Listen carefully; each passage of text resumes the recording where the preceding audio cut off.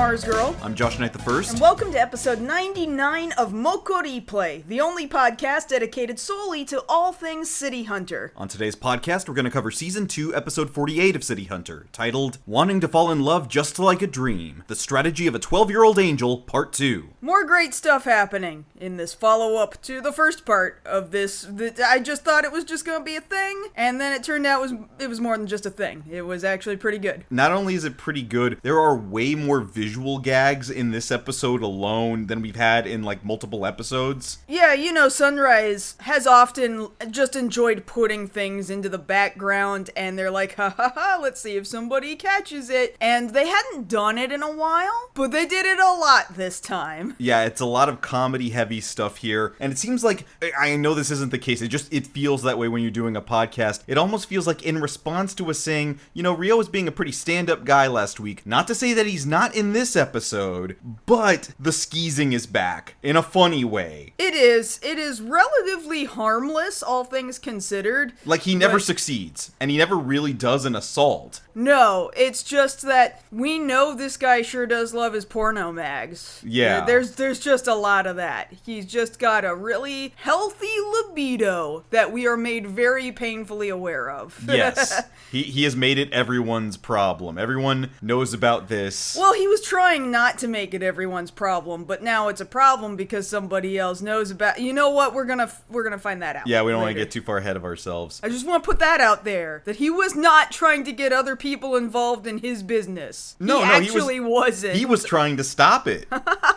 And stop me if I'm wrong, I don't think we have anything else to cover news-wise. We're just getting ready for the trip. We're just excited about our trip to Japan. I mean, it's still a couple of weeks away, like 3 weeks for us as we're recording now. It's like 3 weeks away, something like that. So looking forward to seeing if we get anything more out of the trip that we didn't already know about in regards to the movie that just came out recently, if there's any other paraphernalia around, you know, City Hunter merch. Especially in the greater Shinjuku area. Ideally, some stuff might still be lingering around there. Hopefully. We'll see if that happens. But in all honesty, like we've been saying, it's probably all being nuked by Godzilla. Yeah, I don't doubt it. But we're just gonna keep our fingers crossed. Maybe something might still be just hanging out somewhere. I don't know. In a trash can behind a corner somewhere. You don't know. Maybe hiding in a couch. I mean, one time I found a Papercraft AE86 in a trash can, not crumpled up or anything. It was just on top of all of the trash. And I was like, sweet, I'm just gonna take this. You mean the one that you always had for all those years? Yeah, in Japan, I just found it sitting on top of trash in like a wastebasket. I think it was in or near an arcade, and it was just sitting there. Sometimes you just find shit. Because you've had that for ages. Yeah, found it just sitting around in the trash can of an arcade in like 2006. You never told me that. Yeah. Ugh. No, it was it wasn't dirty or anything. It was just like, I don't want this. And they just placed it gently in there. Oh, okay. If you say so. In any case, let's go ahead and get started with this episode. And like with all two-parters that we do, we got to start off with a recap. So, to go back over the case as we understand it, there is a girl named Kozue. She got shot. In the back. So she's paralyzed from the waist down. She's in a wheelchair. And the bullet that's in her back has not been removed because it's too close to her spine. But there's some new surgeries. They just suddenly happened within the last couple of months. Like, oh, no, we think we can remove the bullet safely now, and maybe with some physical training after that, you're gonna be able to walk again, actually. But by removing that bullet, it would tell us who shot that bullet, and somebody doesn't want that information getting out there. But for the interim, since she is wheelchair bound and she hasn't been able to get out, her only entertainment has been through this telescope out her window, where she has found Cowdy and Ryo's apartment. They found where she lives, they've become friends, and now Ryo is involved in making sure that she is kept safe from the person who want that bullet back. The person who wants that bullet back. That is what I said. Okay. The person. This isn't a grammar podcast, Kaylin. No, it definitely is not. No, it don't be. Oh, there's gonna be a lot of good, not good grammar in this episode. Oh yes, you are correct. It's definitely not our fault. No, not in the slightest. But we're gonna bring it up. This is on Toei. It's gonna be very good. Not Toei. Why did you say it? No, it's Sunrise. I understand though. No, I have other. Usually everything is Toei's fault. Usually, this time it's Sunrise's fault. No, this time it's Sunrise, and quite literally, as we'll get to here very shortly, Sunrise, as this episode describes, is trash. we'll get to that in just a minute. So to start the episode, besides the recap, we get Yuka in bed, asleep. Kozue is waking up. We're hearing her voiceover. I like that we've gone back to this really happy, upbeat music that they frequently used it during season 1. They've probably used it at some point already during season 2, but it's just not very frequent. Not nearly as frequent as they used to use it, but it's this like really just so It's really happy-go-lucky music. Hi, I'm Kozue, and I'm staying over here at Rio and Kaori's apartment because I got shot in the back. That's not good. And this guy wants me dead because if I got the bullet out, everybody would know it's him. So Big Brother Rio and Big Sister Kaori have invited me over to their apartment, and they said, I'm gonna take care of you, and I get to hang out with them, and it's gonna be a real good time, and I get to forget that there's some guy trying to break into my house with a knife and murder me. And if there's something that nobody should be able to relate to, it's being able to be distracted from the fact that somebody wants to knife you. Anyway, that's how that starts. So yes, like you just said, both the big sister, who's been taking care of the little sister, and the little sister are asleep in bed together in Rio and Kaori's apartment. And so Rio's like, now that they're over here, I have an opportunity to do some skeeving. So he goes outside, having rappelled down, or I don't know how he did it. He's like hanging onto the wall right now. Again, like some kind of perverted cockroach. And he's looking in through the window just so he can get a peep at them thighs. Never mind that there's also a 12-year-old girl in there, but he's not there for her. He's not there for the child. He's there for the adult woman's thighs, which, I mean, regardless, he should not be peeping into windows to look at women, but... I mean, it's one of those technical things of, like, you shouldn't be doing it. Yes, those are his windows. That having been said, it's still creepy, man. It is very creepy. And you know who else thinks it's very creepy? Kaori thinks it's very creepy. But the thing of it here is that Kaori has no regard for Ryo's well-being when he starts skeeving like that. Even if it is their own property, she is just dropping a hammer directly down on him from the roof. Yeah, no big swinging, just dropping. Just gravity. Gravity propels this hammer down into Ryo's head. Ryo hits the ground from pretty high up on this building. And thankfully, their pile of trash broke his fall, and we can see there's a cardboard box that he has crashed into that clearly reads Sunrise. So yeah, there's your sunrise is trash moment, and we can say that basically literally. Now, for the first part of this episode, it plays out a little bit more like any other City Hunter episode, where it's just little light hijinks. And we see that Ryo wants to get handsy with Yuka, but Kaori's putting a stop to it every chance she gets. Like during breakfast, he's kind of got free roaming hands trying to grab at her thighs under the table, but Kaori manages to catch him every time. Yeah, she's like, fork that, like literally forking him in the hand. We see at breakfast, they've still got their K and R mugs. They've had them for a while, so this is their thing. It's not a one-off gag. This is actually a thing that they own as a pair. Like, who does that if they are not a thing? I don't know. And so, during all of this, I think it's incredible that Yuka, who again is the older sister, still has to go to work. Like, her sister is being threatened with potential murder, and she's still got to go to her 9 to 5, whatever it is. Well, she trusts that people who can actually handle this situation can actually handle this situation. And so Yuka takes off, and Kozue remarks to herself, man, I guess if they ever catch the guy or they get the bullet out of me, this'll all be over soon, and I'm gonna be real sad about that. If only there was some way that this could extend out. And then she has this little impromptu conversation with Kaori, where Kaori is trying to impress upon her that Ryo does have intentions for Yuka. And I guess this is something that Kozue hadn't really caught on to. And I guess, why would she? They really kind of weren't even in the same room when he was more overtly trying to make moves on her sister. So now she's realizing, oh, wait a minute. So Ryo likes my sister? Oh, well then he really could be my big brother if he just married my sister. So then I really need to make this happen. Yeah, so we're gonna parent trap this shit. I'm gonna make him kind of my parent, brother, older friend, bodyguard, yes. And I'm just gonna live here forever.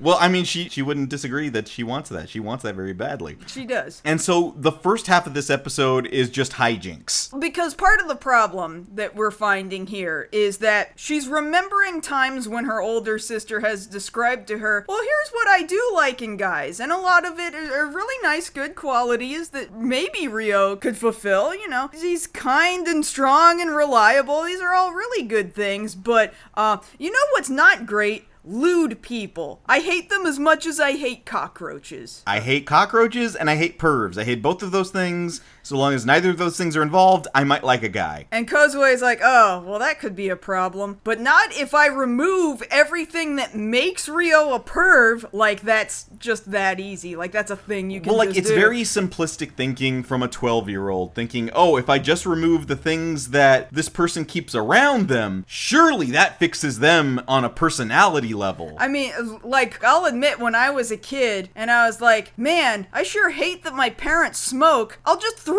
away their cigarettes. That'll make them stop. Yeah, That does not... You know, an adult with their own autonomy can choose to go get more cigarettes. Yeah, that's the part you don't understand. Yeah. So, like, children don't really know any better. So, as a child, Kozue is like, you know what I've seen Rio do a lot through my telescope?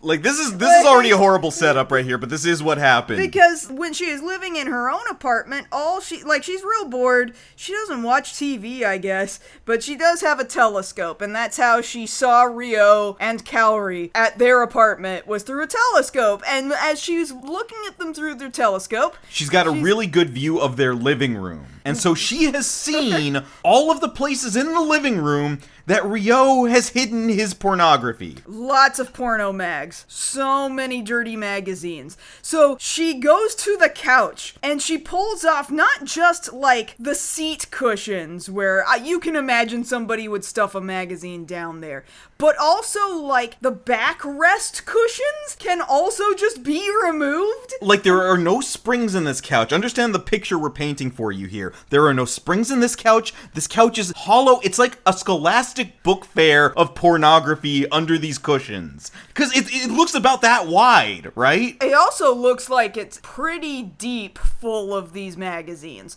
So really what you are laying on top of, it has to be a lot of magazines to even be able to hold you up. To support the weight. To support you on this couch, because if there's no box springs, you would just kind of collapse into the cushions, right? But if you're not collapsing into the cushions when you sit or lie down on this couch, that's how full of pornography this couch is, okay? And, like, there's just so much of it. These are bookshelves in the couch. It's not just that. It's the bookshelves in the couch, the Scholastic Book Fair of pornography. It's also hidden behind a painting on the wall. It's in his speakers. It's VHS tapes that are covered up with fake names. Fake labels, yeah. And these names on these magazines. You guys. Oh, man, some of these, like... I kind of liked that the VHS tapes, you know what Rio thought was easier to do than just removing the actual labels, was covering them with different labels. He could have just removed the labels entirely, but he went to a painstaking effort to cover them with fake names of more appropriate sounding movies. I don't understand. Like, he's got titles like Summer Girls and Oh My Girl and Ooh Woo, but one of our favorite ones that we saw was behind magazines. Was behind the painting on the wall. You see this one magazine called, as it's written in the English they have chosen, Nobember Girls. Nobember Girls. I'm so glad we're coming up on the month of Nobember, because I am definitely using Nobember Girls as a screenshot once Nobember 1st rolls around. In just a few days. Where are my Nobember Girls at? This is Kozue opting Rio in for No Nut Nobember. And then what's also great is behind the speakers, mind you, these are not Yamaha speakers. These are Yamucha speakers. There's just no way that that's not a Dragon Ball reference, because these are both Shonen Jump titles. There's no way. Yamcha speakers. But what's great is inside those speakers, they don't have copies of penthouse. They have bento house. Bento house. Which I get it. If you're listening in Japanese, it's kind of the same phonetics. If you're saying penthouse in Japanese, it'd be pento house. But that's really close to bento house because it's just a little change in the ten or the... yeah, the pu or the bu. But bento house, if you're saying that in English, that means, oh, we got lunch here. I mean, you're not hungry for that.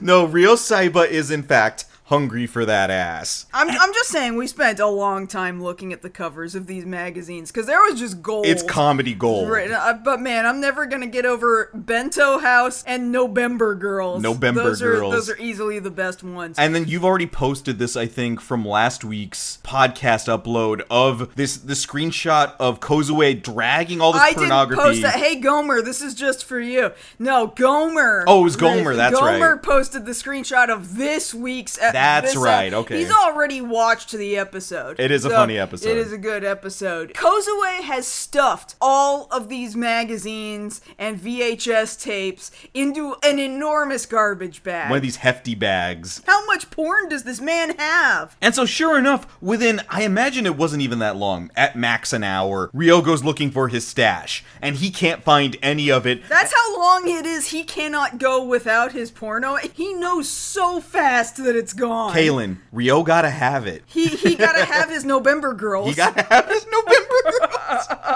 Girls. And he lets out a scream to the heavens. This is I'm sorry.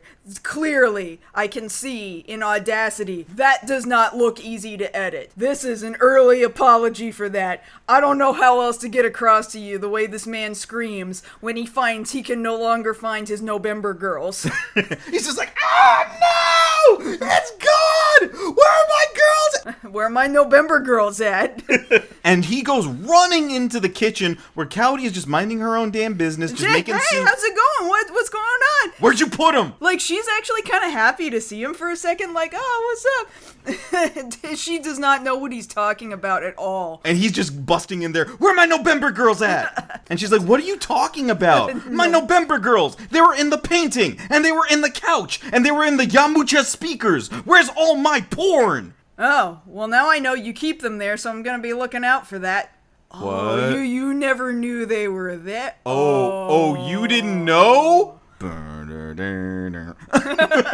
So we're just forget I said that, and I'm gonna go. And Ryo tries to like backpedal his way out of the kitchen. He stumbles into the trash can that they have nearby and notices, this is more full than normal. I wonder what's in here. Could it be? And sure enough, there's the giant ass trash bag full of his porn. I just want to say, as a reminder, a wheelchair-bound little girl did all of this work, okay? She put in so much effort for only being so able to reach so many and to drag so much stuff. Because if you want to talk about functionality, she had to go run her ass into the kitchen, find a trash bag, go back into the living room, get all this stuff together. This tells me that they probably have her doing that chore back at their apartment. She helps out still. Yeah, she does, which is great that she is that capable of doing that much stuff despite her disability. Regardless, despite her current predicament, because it doesn't make her not disabled. Well, no, you're right. And so Yuka unfortunately comes home as Ryo now has this giant bag of evidence in his possession. Well, I mean, like, Ryo is still accusing Kaori of being the one to bag all of his porn up and throw it in the trash, and Kozue is not fessing up. And so he tells her, you know what, just for that, Kaori, I'm gonna go hide this somewhere where you can't find it. And so I'm thinking to myself, as we've discussed here on this podcast, does Ryo not own the entire building? I mean, I thought he did. He could put it literally anywhere in this building. He could put it on a different floor. He could have his own porn dungeon if he wanted to on a different floor. Just get off on 2, and that's the porn floor. And Ryo knows that Kaori won't go to level 2 because that's private time. That's Shinjuku private time. But he doesn't do that. He just keeps it nearby like an idiot. Reminder, Kozue knows where he keeps all of this stuff because he's been looking at it. How much has she seen him? Oh no, I don't want to think about that. How much is... Because, okay, we were kind of talking about that at length last week. How much did Ryo have an awareness that he had been watched by somebody? We don't even know that he knew automatically that it was a 12-year-old girl. He just knows when he's being watched. Sure. So, like, was he playing stuff up? Did he act normal? I don't know. Frankly, I don't want to know this time. Okay.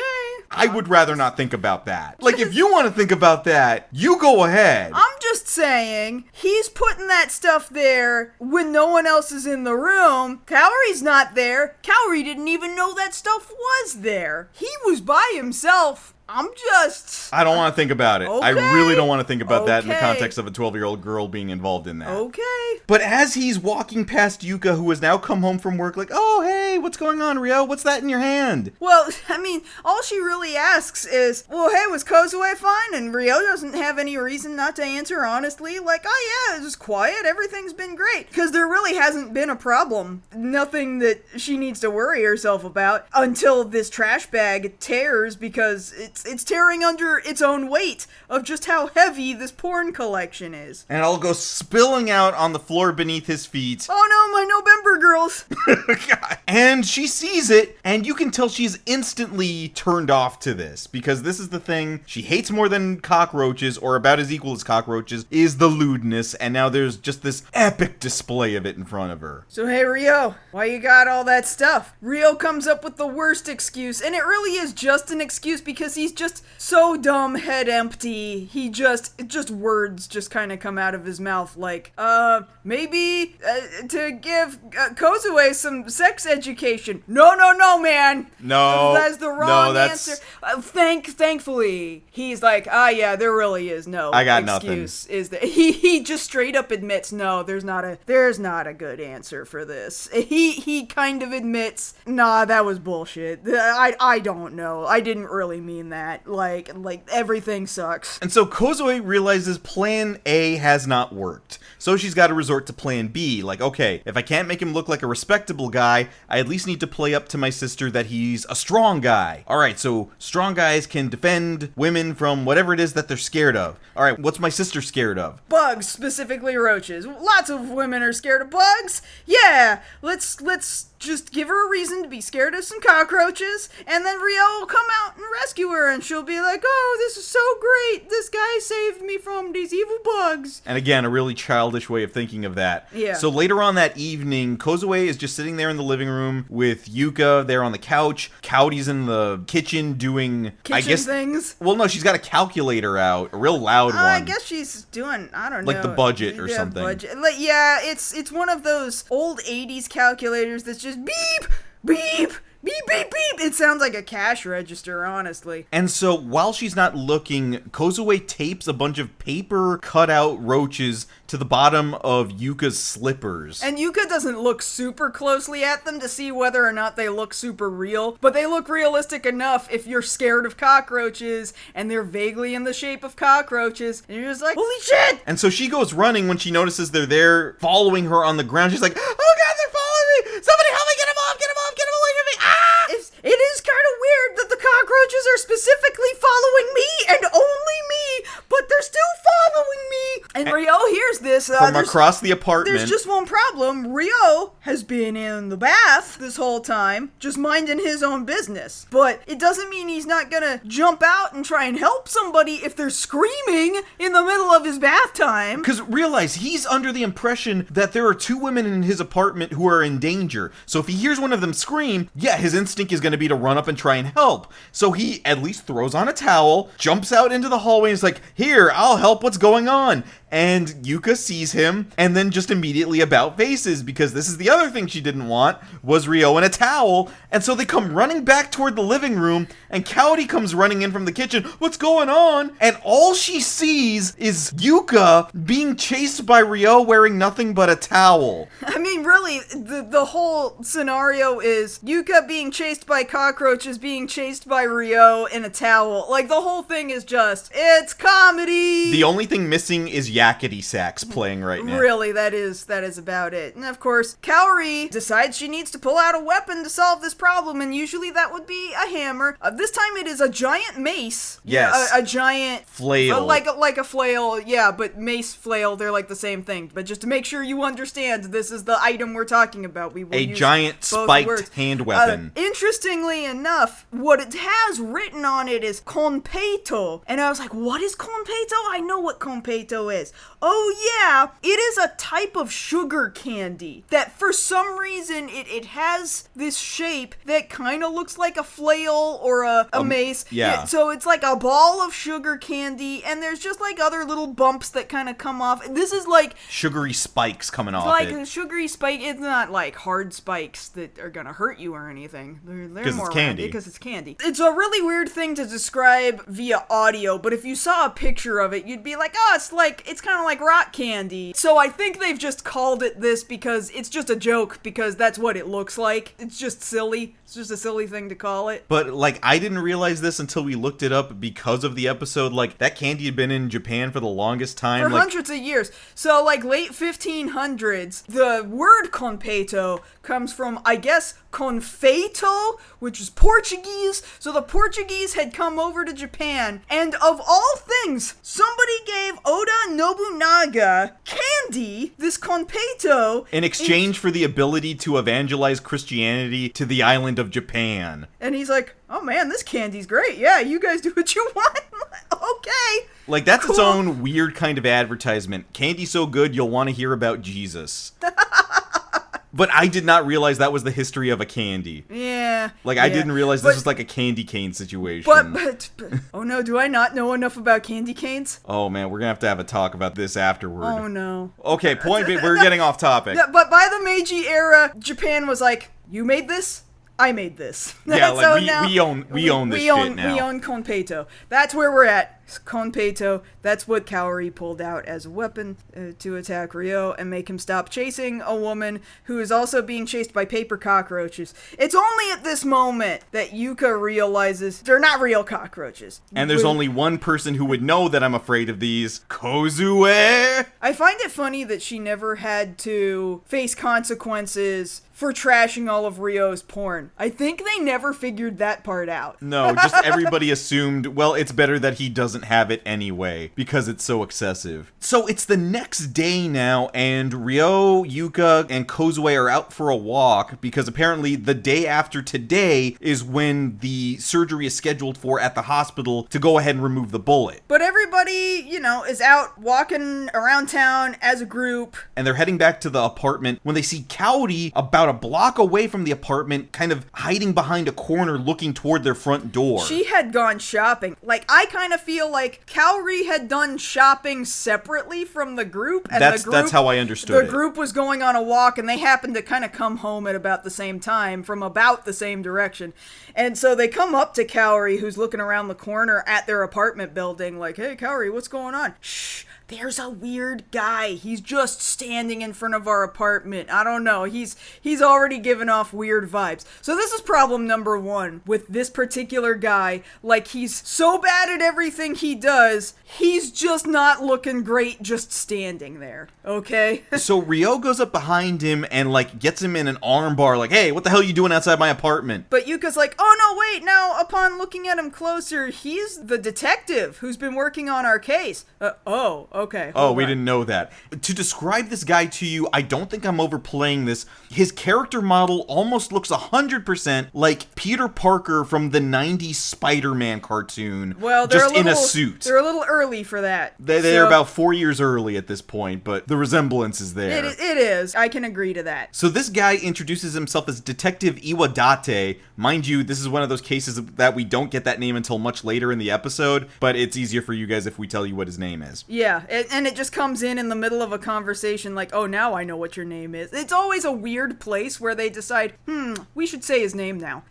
It's always an afterthought. Yeah, very strange. At least this time it wasn't like a woman that they forgot to name, though. Now, men also get forgotten. Yes, it's equal opportunity. Equal opportunity, forget people's names. And so the problem here with this guy is, one, he was already standing out in front of the apartment not doing anything. He was just staring. which is already problem number one. Problem number two is now they're all up in the living room talking, and he's bringing all this noise. He's made this a really weird conversation, and he's like offering up strange information. Like, why did you say what you just said? This happened several times. So he's there like, hey, you didn't tell me you were going to leave the apartment. We know this is an important case because that bullet is evidence, so you need to tell me where you're going to be, sisters. Why? And Rio's just, he already looks real smug, like, why do you need to know? And the guy's just like, reasons.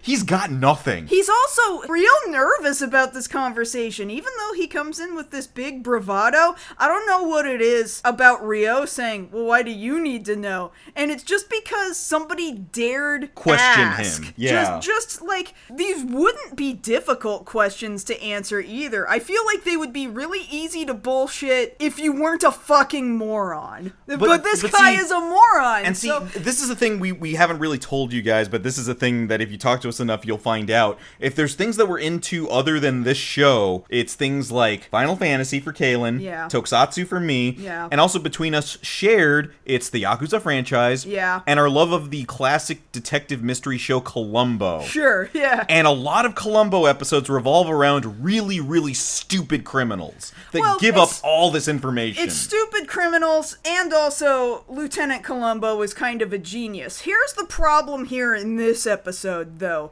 I don't think Rio is as smart as Columbo. I'm not saying Rio's a moron. He is when it comes to sex-based shit sometimes. But True. he's not stupid. But he's not Columbo smart. So he's not out here Columboing this guy. I'm not saying that Rio is Columbo smart. I'm saying that this guy, Iwadate, is Columbo villain level stupid. Maybe even worse. Because it doesn't take a guy like Columbo to make this guy break. He's really bad at this. Well, because a lot of it that happens in Columbo is this idea of just asking simple questions. Yeah. And Rio is asking the simple questions here because dude's trying to be like, well, you need to tell me where you are. I heard you guys got attacked the other day. Oh, where'd you hear that from? And he's just choking over here. Or I didn't understand when he was like, yeah, in fact, we already got that guy. And Rio gets this look. That's new information to me. Yeah, Rio gets this look on his face like, oh, really? Is that so? Well, how about that? Do you think that there's a connection between the people who are trying to attack her now and this bullet? And dude's like sweating bullets. I don't even understand why that was a hard question. I mean, the answer is obviously yes. The answer is yes, so he should say, yeah, there's a connection, which is why we're worried about you. Like, there would be an easier way to bullshit that answer, and he can't do it. He's just like sweating over here. And Rio pushes it even further, like, so would it be safe to say then that whoever's involved with this is involved because they're the person who shot Kozue? He like stands up off the couch very upset about this. No way, there's no connection. Why would you say that? Yes, there's a connection, but don't admit it's you. At this point, Rio could have gotten away with saying, guilty person says what? He's just very bad at this. And dude's like, no, you need to shut up, you amateur. You need to stay out of this. And then out of nowhere, Sayako Kramers her way into the scene, slamming the door open like, no, you. Woo! The audience cheers. There's no audience, obviously. So out of nowhere, Sayako's in this episode now. I was just like, man, what an escalation. Just suddenly all this happened. But see, like, now, Sayako's gonna make this even worse, because this has already been awkward as hell. Like, if you didn't already know this was the guy, alright? Because we're telling you up front, this is the guy. This is the guy right here. Sayako makes this even worse, and she's like, hey, so, quick question, why are you even here? And dude's trying to be like, well, I was the lead detective on the case. Yeah, but you aren't anymore. You got removed from the case, so Naze Koko ni. What are you doing here? Oh, guess what? Who's on this case now? Oh, it's me, bitch. I'm the head detective on this case. So GTFO. No, she doesn't even say that. No, she doesn't. He just stands stands there in silence, and then he gets a real quick look at Kozue before he leaves, like gives her like the dead eyes, like, ooh, I'm looking at you, kid, and then he takes off. Like, how do you look any more guilty? So what's funny is that immediately after he leaves, Sayako just tells everybody in the room, oh yeah, he's the guy who shot her. Like, yeah, that's the guy. The problem is we just don't actually have physical evidence to prove it, but we know he's the guy, which is why we're just waiting for the surgery, and then we're gonna nab this guy, because that bullet is going to prove he's the guy. And for whatever that's worth, Kozue, who again has been eavesdropping for the last 2 episodes, wheels herself back in, is like, I never liked him anyway. You know, the well, way people are on the internet when, like, somebody gets canceled after, like, years of, like, you sit here and you think, man, I just really don't even like this guy, even though you don't have any proof that he's done anything bad. And then suddenly they get canceled, and here come all the people like, yeah, well, fuck that guy, I didn't like him anyway.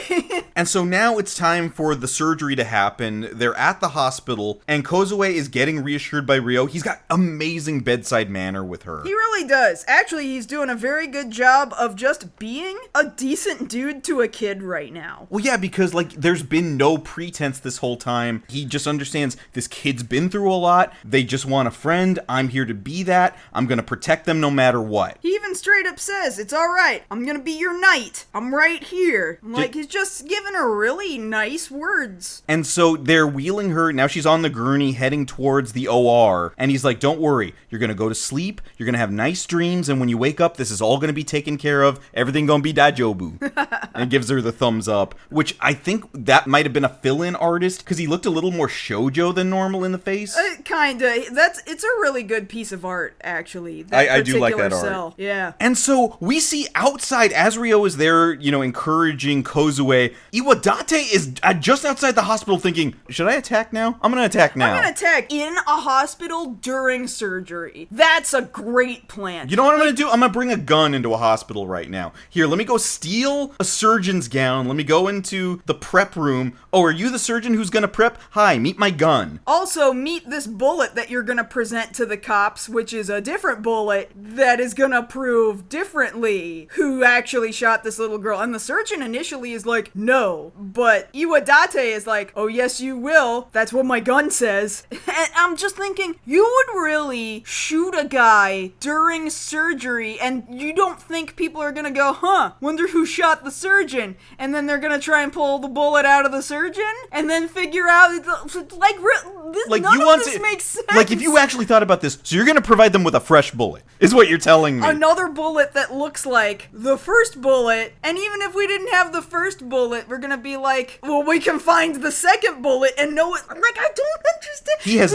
not thought through any of this. But he goes ahead and he follows dude into the OR. And so it's this operating room theater, right? Uh-huh. And so there's a couple of other attendants there, and you can clearly see that the attending surgeon, he's shaky with the scalpel, getting ready to operate. You know, you see the little partition in the cloth to go ahead and start operating on the back. And they're asking, hey, who's this other guy behind you standing really close and looks like he has a boner? Oh, well, I mean, he's holding his gun up under his gown, and it's just, yeah, it's weird. Oh, he's just a medical student? He's observing the operation? Oh, God. It's just so panicked. And before this guy can make any sort of incision, one of the attending nurses yelps out in horror. Because her butt has just been grabbed. Well, who grabbed the butt? It certainly wasn't 12-year-old girl Kozue. The only person who could do it is the person with the deep voice who's underneath the cloth on the bed right now saying, you better give it up. I thought you'd be stupid enough to try this. He really was stupid. It's Ryo. But Ryo, for some reason, is wearing sunglasses and a fake beard and mustache, and I'm just like, why is he doing that? Because he looks like... It didn't yet make sense to me. I just thought he was being fucking weird for a second. Because if you look at it compared to last week's episode, he looks, with the disguise, like the dude who was having the creepy smile last week. Who had the knife and tried to knife Kozue. And so Ryo's like, hey, so I know it's you, and I know this is your disguise. You know how I know? Because the cops already raided your apartment, and you left it there. So there was never a first guy because it's the same guy. It was you. Because it's you. So when he is telling Ryo in his apartment earlier, oh yeah, we got the first guy with the knife, we arrested him, and he confessed or whatever, Ryo probably already knew he was full of shit because that guy wasn't even on the case anymore. Sayako was on the case, and even if, like, after he left, he could ask Sayako. He could just ask her, so hey, you guys caught the first guy, right? What? No, we didn't catch anybody. What the fuck is he talking about? Well, because I forgot to bring this up. When they were having that conversation back at the couch, Ryo told the dude, it's not like I haven't been in touch with the cops. I've been talking to Sayako this whole time. Right. So she's been in the loop this whole time. So Like, I know more than you. yeah, everybody in that room knew more about the case than that guy did. So if some weird dude just comes running up like, hey, I want some information on this, and you haven't been around, and we know, oh, you're not one of the cops that we've been talking to, sus much? There just was never even a guy arrested. He just claimed that there was some guy arrested, but the guy never existed in the first place. Oh my god, this guy is such an idiot. And Suryo's like, hey, so we should do something about that gun you're holding, knife to meet you, and he throws a scalpel yeah. at dude's hand to make him try and drop the gun. He does drop the gun, but now he has a scalpel.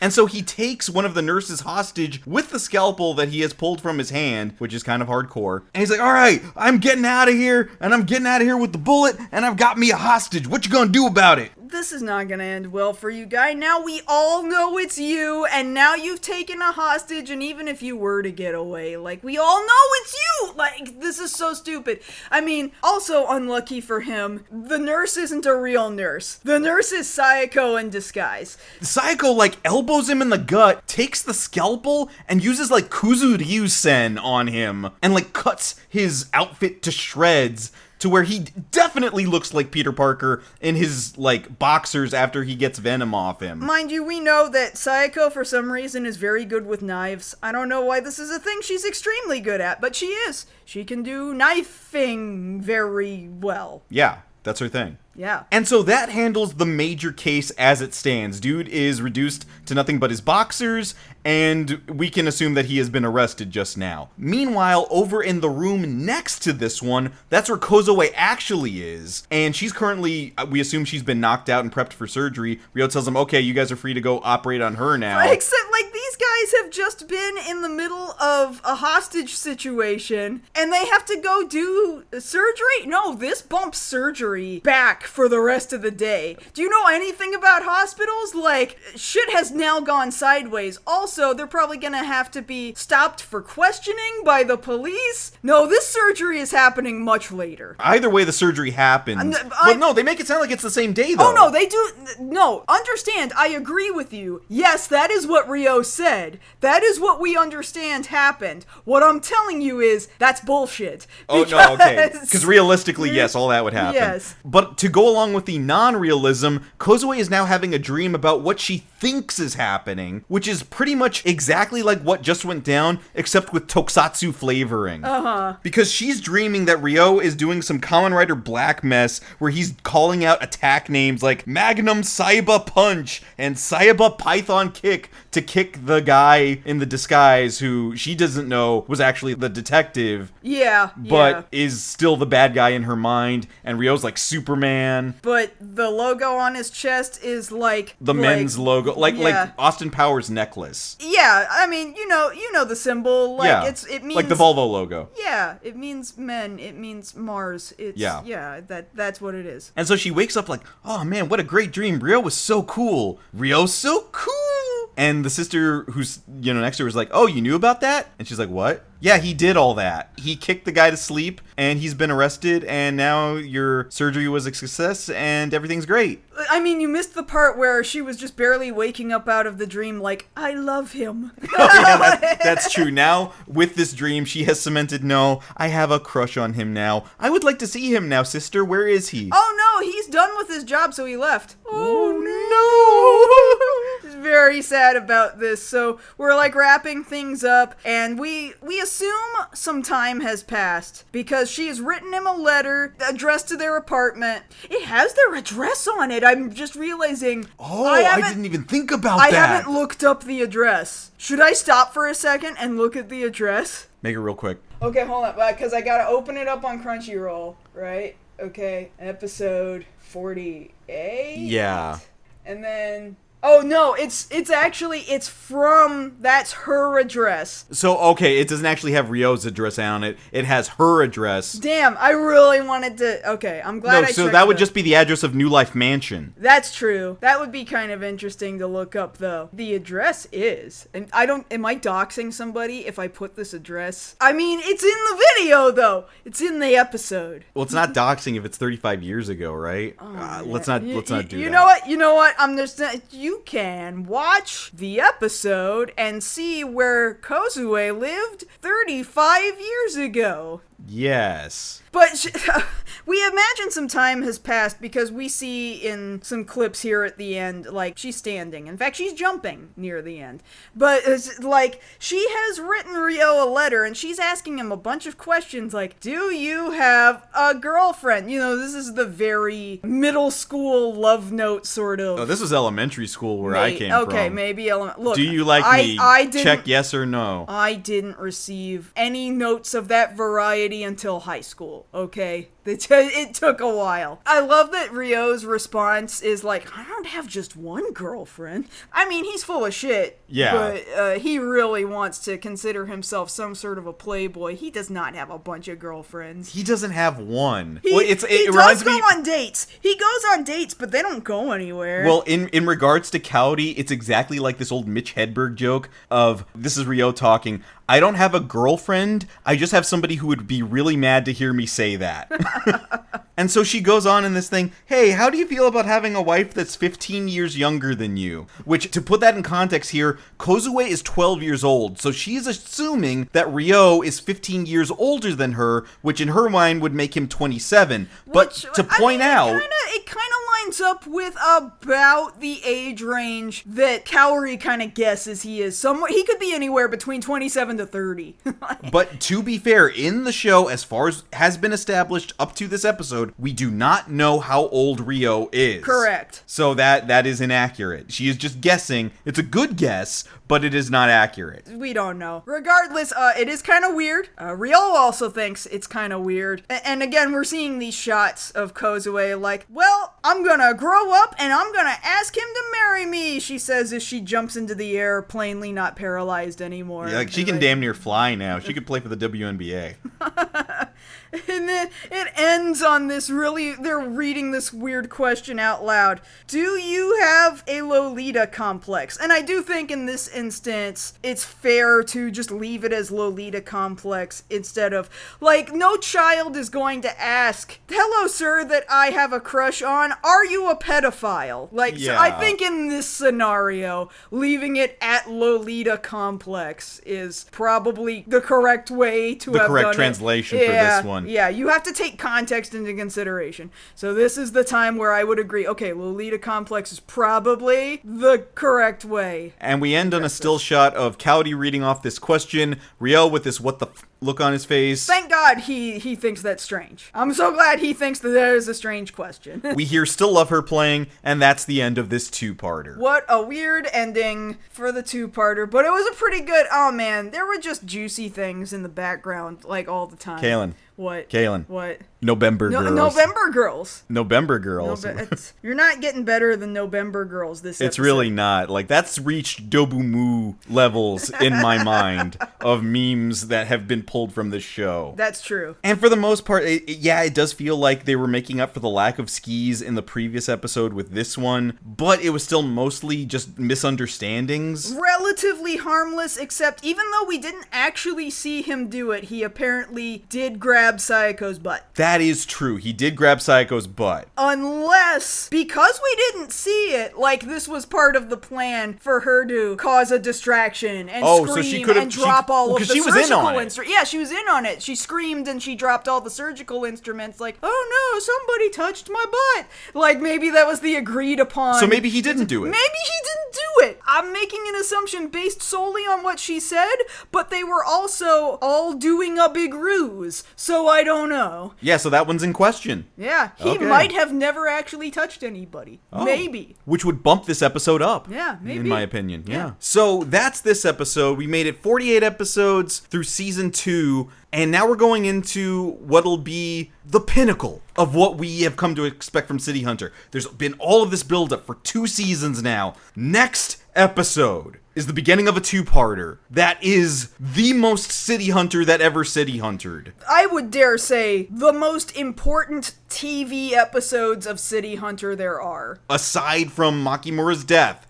This is it. Yeah, and that's not to say that it's pointless to continue watching City Hunter after these 2 episodes. It's just more like, yeah, they continue to do City Hunter shit after these. But these are like, this is the most important thing. The most important thing. These are the heights right here.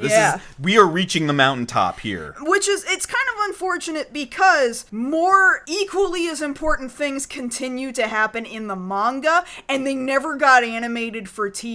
That having been said, it seems to be kinda sorta getting addressed in Angel Dust. In the movie Angel Dust, which we still need to see, and it's coming out in a few months in North America, so we'll see how well that gets addressed. But until we actually see that, I'm sure we could be reading synopses right now about does it actually address the things that I think it addresses. That information is out there. We just haven't read it yet. I've made sure not to. Yeah. Because I want to be surprised. Anyway, these episodes are important.